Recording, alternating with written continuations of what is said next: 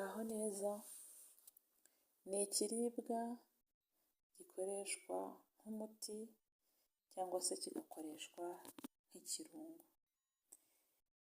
Igitunguru gitukura cyangwa se igitunguru cy'umweru. Ngiye kukubwira rero indi mpamvu izatuma ukoresha igitunguru. Igitunguru ni cyiza mu musatsi. Waba ukunda umusatsi? Niba ukunda umusatsi wa naturel, ukwiriye kuba ukoresha igitunguru mu musatsi wawe. Hari impamvu rero zigera kuri 5 ngiye kukugezaho zizatuma ukunda kujya ukoresha igitunguru mu musatsi wawe. Ese wari ubizi ko igitunguru ushobora kugikoresha mu musatsi? Cyangwa amakuru ugiye kuyamenya nonaha? Reka nkubwire impamvu ya mbere. Igitunguru gifite vitamine zikomeza imitsi yo mu mutwe. Kuvuga ngo imitsi yo mu mutwe irakomera, yamara gukomera umusatsi wawe ugakora neza kandi vuba. Kwa kundi hari abantu batereka imisatsi ukabona ukwezi kurashize, amezi 3 ukabona nta mpinduka. Iyo ukoresha igitunguru rero umusatsi wawe ukura vuba. Iyo ni impamvu ya mbere.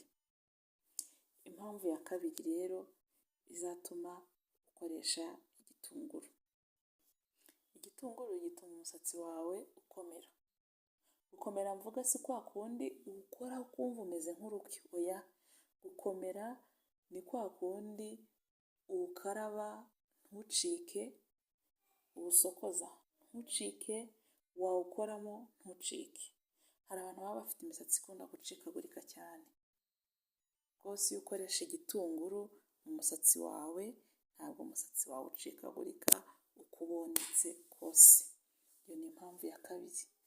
Impamvu ya gatatu izatuma ukoresha igitunguru mu musatsi wawe, ku bantu mukunda naturel rwose, igitunguru ni shwadiro. Hehe n'imvuvu. Uhita usezera ku mvuvu iyo ukoresha igitunguru. Ni ukuvuga ngo imvuvu zituma imisatsi icika, zigatuma imisatsi idakura, ariko noneho iyo ukoresha igitunguru za mvuvu ntizongera kugaruka. Hehe no kugaruka kw'imvuvu mu mutwe wawe uramutse ukoresha igitunguru. Iyo ni impamvu ya gatatu. Impamvu ya kane, nkuko nababwiye, igitunguru kigira vitamine C ndetse na sulfure. Ni ukuvuga ngo rero ibyo ngibyo bituma umusatsi wawe uba mwiza pe. N'uwo umusatsi wawe wakuze neza, ukura vuba, nta mvuvu, ntucika, umusatsi wawe uba mwiza, ugasa neza, ukabyibuha. Kwa kundi umuntu abona umuntu afite igisatsi cyinshi ku mutwe, umusatsi wawe ubyibushye. Igitunguru rero kibigufashamo cyane. Iyo ni impamvu ya kangahe? Ya 4. Impamvu ya 5 rero izatuma ukoresha igitunguru mu musatsi wawe. Urabona hari ukuntu ukora mu mutwe ukumva usa naho urimo gutonekara, ukagira ngo ufitemo igisebe, cyangwa se ukamera nk'umuntu wasutse, ufite ibisuko bikiri bishyashya. Iyo ukoresha igitunguru kwaheri no kongera kubabara mu mutwe wawe. Ni ukuvuga ngo igitunguru gituma mu mutwe wawe hahehera. Guhehera urabyumva?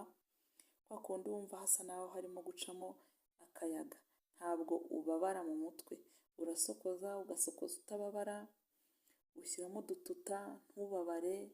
Ni ukuvuga ngo igitunguru rwose kigufasha mu gukura neza k'umusatsi wawe, kandi gituma utarambirwa gutereka umusatsi. Niba ushaka gutereka umusatsi usa neza, udafite imvuvu, utababara mu mutwe, koresha igitunguru mu musatsi wawe. Niba umaze kumva ko udakwiriye gukoresha igitunguru. Ukurikiyeho kwibaza ngo ese nagikoresha nte? Ni gute nakoresha igitunguru? Ese nagikata nkagikuba mu mutwe?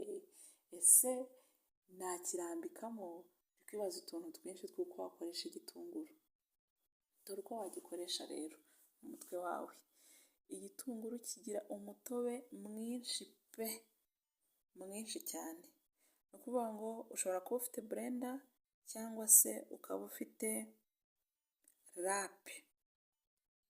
Utu turape dusanzwe dutoya dukoresha mu gikoni cyangwa se blender. Ufite blender ugikatakatamo uduce dutoya, warangiza ukagishyira muri blender, ntushyiremo amazi. Ntushyiremo amazi kuko igitunguru ubwacyo kigira amazi.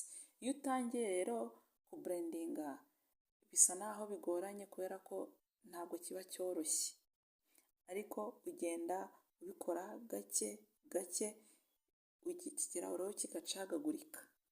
Iyo kimaze gucagagurika ukigira ifu rero, urakiburendinga kugeza kibaye ifu, hanyuma ukagikuramo. Wamara kugikuramo ukagishyira ku kayungirizo. Ushobora gukoresha akayungirizo cyangwa akandi gatambaro koroshye, ku buryo iyo wagishyize mu gatambaro koroshye uragikamura, ugishyiramo cyose, warangiza ukagenda usa naho ukamura ya mazi yose arimo kumanuka ajya mu kantu wateganyije yuko kiza kuba amazi ari kugwamo. Iyo udakoresheje agatambaro gasa neza nk'ubwo buryo, wifashisha akayungirizo. Akayungirizo bya bindi warapye cyangwa se bya waburendinze, ukabishyiramo, ukabishyira kuri ka kayungirizo, hanyuma ukifashisha ikiyiko ukagenda urakandakanda kugeza amazi ashizemo. Ya mazi rero cyangwa se wa mutobe iyo umaze kuwubona, ugenda urapuriza mu mutwe. Hari uducupa twiza ushobora kwifashisha, tumwe upuriza mu mutwe, byaba bidakunda ukajya usiga. Urasigiriza kugeza ahantu hose igitunguru kihageze. Ikintu rero udashobora kwibagirwa igihe urimo gukoresha igitunguru mu mutwe, wibuke yuko igitunguru kiranuka, ikindi kiryana mu maso.